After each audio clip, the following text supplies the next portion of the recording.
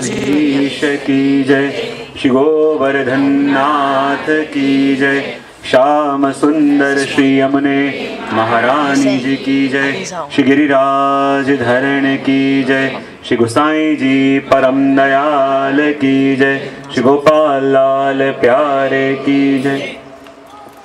2 minute માટે પ્રભુના નામનું સ્મરણ કરીએ, પછી સત્સંગનો પ્રારંભ કરીશું ભાવથી અને પ્રેમથી। મેરુ રાધા રમણ ગિરધારી, गिरिधारी श्याम बनवारी, मेरो राधा रमण गिरधारी, गिरिधारी श्याम बनवारी, मेरो राधा रमण गिरधारी, गिरिधारी श्याम बनवारी। सभी गाइए।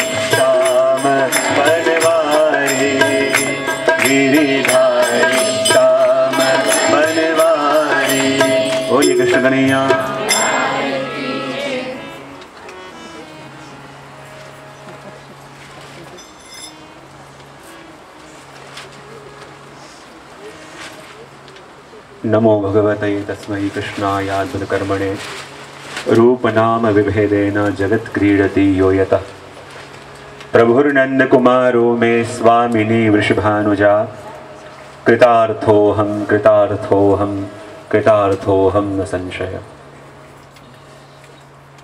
आ दिव्य उत्सवनी अंदर निमित्त बनेलो परम भगवदीय गिरीशभाई ज्योतिबेन एमनो पूरो समग्र परिवार કીર્તન વૃંદ, આ દિવ્ય ઉત્સવની અંદર ઉપસ્થિત બધા જ આત્મીજનો,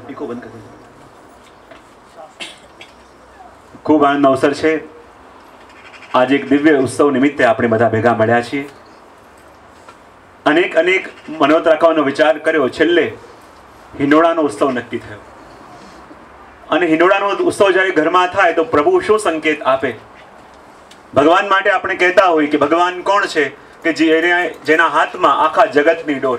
પણ હિંડોળાનો ઉત્સવ એવો છે કે જ્યારે ભક્તના હાથમાં ભગવાનની ડોર હોય. જેમ ભક્ત ઝુલાવે એમ ભગવાન ઝૂલે. તો ઘરમાં હિંડોળાનો ઉત્સવ થાય એનો મતલબ શું? કે હમણાં સુધી તો આપણી ડોર પ્રભુના હાથમાં હતી, પણ પુષ્ટિ ભક્તિ સિદ્ધ ક્યારે થાય?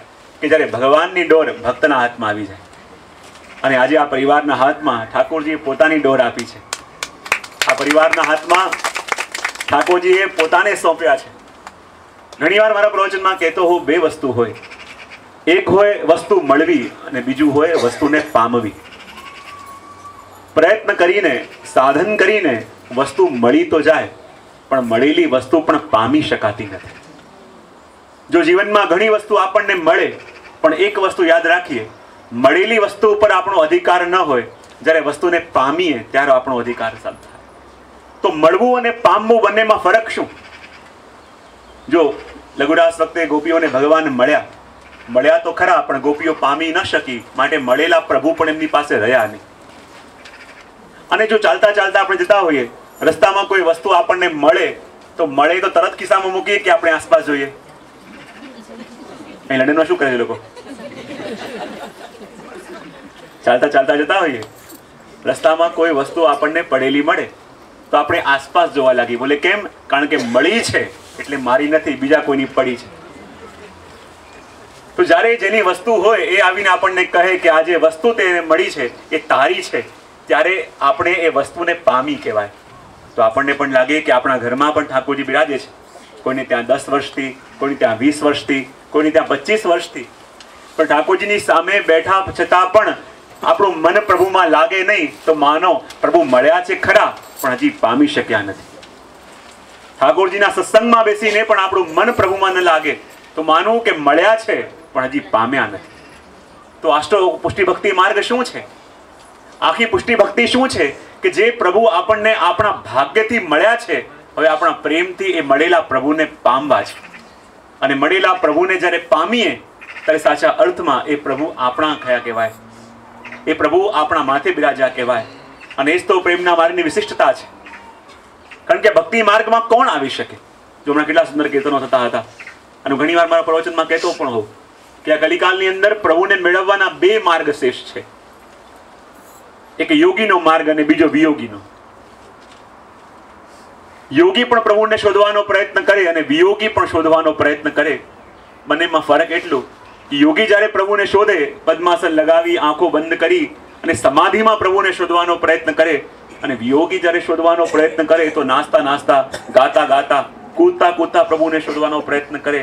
બંનેમાં ફરક એટલું જ, બંને શોધે છે પ્રભુને, પણ જ્યારે યોગીની વાત આવે તો યોગી આંખો બંધ કરીને સ્થિર બેઠો હોય, તેનું શરીર તો સીધું હોય પણ મન ચારો ઓર નાચતું હોય. અને વિયોગી નાચતો હોય, ગાતો હોય, કૂદતો હોય, એનું શરીર ચારો ઓર ડોલતું હોય, પણ એનું મન તો એક આપણા ઠાકોરજીની અંદર સ્થિત હોય. તો યોગી પણ પ્રભુને પ્રાપ્ત કરે, વિયોગી પણ પ્રાપ્ત કરે. બંનેમાં ફરક એટલો. પણ સાચા અર્થમાં ભક્તિ માર્ગમાં વિયોગી કોણ? એવો વિશિષ્ટ યોગ જેના જીવનમાં પ્રભુએ મૂક્યો છે કે જે પ્રભુનો થઈ શકે છે અને પ્રભુ જેના થવા માંગે છે. એ ભક્તિ માર્ગમાં વિયોગી કોણ? પ્રભુની સેવા કોણ કરી શકે?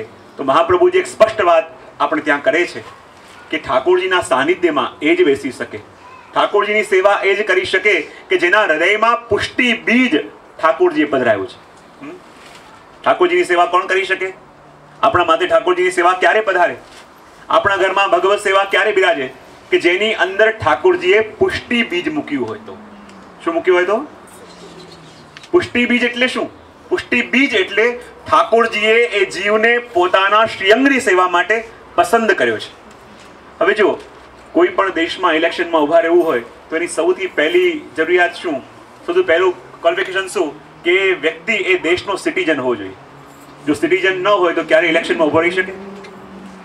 તો આપણે પણ ઠાકોરજીની સેવામાં બેસીએ, આપણે પણ ઠાકોરજીની ટહેલ કરીએ, આપણે પણ સત્સંગ